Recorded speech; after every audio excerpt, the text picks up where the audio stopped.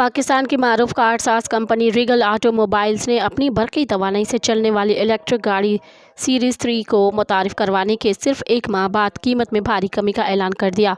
Company ने notification जारी करते हुए कहा कि गाड़ी की कीमत में कमी का फैसला रुपए की कदर बढ़ने और डॉलर की कीमत में कमी के बायस किया गया है।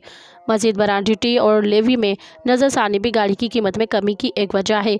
कंपनी का मजीद कहना था कि गाड़ी की कीमत में कमी का इकदाम इलेक्ट्रिक की गाड़ियों को फ़रोग़ देने में अहम किरदार अदा करेगा। कंपनी ने गाड़ी के एक्स फैक्ट्री कीमत में 8,09,000 रुपये कमी की है, जिसके बाद गाड़ी की नई कीमत 83,90,000 रुपये हो गई है, जबकि इससे कबल ये गाड़ी सार्फिन के लिए 91,99,000 रुपये में दस्तियाब थी। मज़ीद ख़बरन ऐं तफ़सीलात लाइ विज़िट कयो असांजी वेबसाइट www.awamiNewsHD.com ऐं ॾिसंदा रहो अवामी न्यूज़ HD।